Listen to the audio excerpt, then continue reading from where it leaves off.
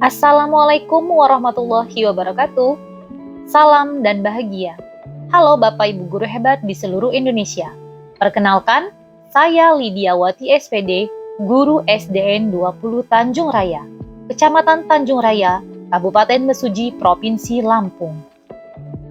Pada bulan November tahun 2022, saya mengikuti BIMTEK Transisi PAUD SD Angkatan 1, di mana program Transisi PAUD SD merupakan program yang berisi proses untuk mendukung pemenuhan hak anak di fase pondasi.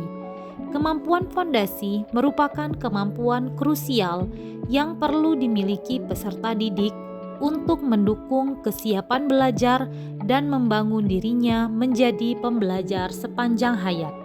Praktik baik ini bertujuan agar guru PAUD dan guru SD dapat memiliki pemahaman yang baik tentang transisi PAUD SD sehingga dapat memberikan stimulus dan pembelajaran yang tepat bagi anak di masa transisi PAUD SD. Miskonsepsi di sini adalah maksudnya kesalahpahaman yang sering terjadi antara dari guru PAUD ke guru SD atau dari peserta didik PAUD menjadi peserta didik sekolah dasar. Apa sih perubahan yang ingin kita lihat di PAUD dan SD pada tahun ajaran 2023-2024? Dan ini sudah wajib kita lakukan nantinya di tahun ajaran baru.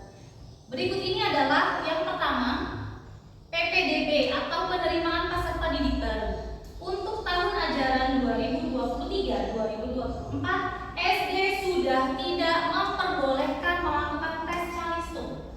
Jadi Bapak Ibu guru hebat, jika yang tahun-tahun sebelumnya kita masih memperlakukan tes calistung untuk peserta didik baru, tahun ini sudah tidak dilakukan lagi. Kemudian yang kedua adalah 2 minggu pertama di tahun ajaran baru tahun 2023, masa perkenalan anak beserta orang tua dengan lingkungan belajarnya agar dapat merasa nyaman dalam berkegiatan. Jadi pada 2 minggu awal ketika kita akan melakukan MPLS, masa pengenalan lingkungan sekolah, yang pertama adalah kita mengundang orang tua siswa peserta didik baru ke sekolah. Kita buat kegiatan yang dimana kegiatan itu kita membuat siswa baru ini untuk merasa nyaman terlebih dahulu. Jadi ketika ada masa pengenalan lingkungan sekolah, guru sudah harus bisa memberikan hal-hal yang menyenangkan terlebih dahulu yang dapat membuat siswa itu nyaman untuk dapat bersekolah di sekolah kita. Kemudian pelaksanaan pembelajaran, memilih kegiatan pembelajaran yang memberikan pengalaman yang menyenangkan dan membangun kemampuan fondasi. Jadi sebenarnya kemampuan fondasi itu sudah ada, seharusnya sudah dimiliki siswa atau peserta didik baru di kelas awal itu dari TK sebelumnya atau dari PAUD sebelumnya. Kemudian selanjutnya adalah apa yang dimaksud dengan konsep kesiapan bersekolah dan transisi PAUD SD. Siap sekolah artinya kondisi di mana anak itu memiliki kemampuan fondasi sebagai pembelajar sepanjang hayat. Pembelajar sepanjang hayat berarti siswa ini ingin selalu belajar, ingin selalu pergi ke sekolah karena menurut mereka sekolah itu menyenangkan. Jadi tugas kita sebagai guru adalah membuat siswa merasa nyaman dan senang untuk bersekolah. Kemudian di sini ada gambar, ada sekolah PAUD dan sekolah SD kelas awal. Di sini ada jembatan. Nah, Bapak Ibu guru hebat, jembatan ini adalah transisi, masa peralihan. Jadi transisi sama dengan masa peralihan dari siswa PAUD ke siswa SD. Kemudian apa sih transisinya? Anak berpindah dan menyesuaikan diri dengan lingkungan belajar yang baru. Ini transisinya. Mungkin kalau yang di TK anak-anak hanya bisa lebih banyak bermain. Kemudian ketika di SD dia akan kaget karena di SD kita mulai mengenalkan hal-hal yang baru. Nah, awal-awalnya dia akan merasa terkejut. Jadi untuk hal itulah kita harus membuat siswa itu merasa nyaman terlebih dahulu. Baiklah Bapak Ibu guru, transisi PAUD SD adalah proses di mana anak berpindah dari perannya sebagai peserta didik PAUD menjadi peserta didik SD.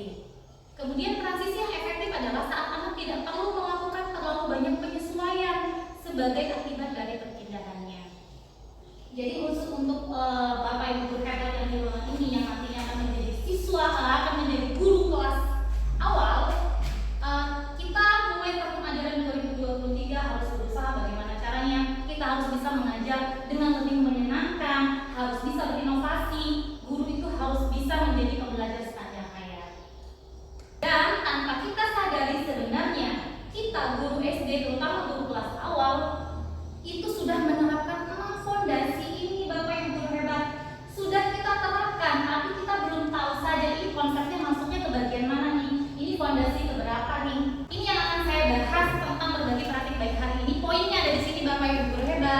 Bagaimana sih caranya kita menyusun sebuah kegiatan untuk MPLS? Di mana MPLS itu sendiri adalah masa pengenalan lingkungan sekolah. Ini biasanya akan dialami oleh siswa baru, yang mana siswa ini mengalami masa transisi dari siswa PAUD atau TK sebelumnya menjadi siswa SD kelas.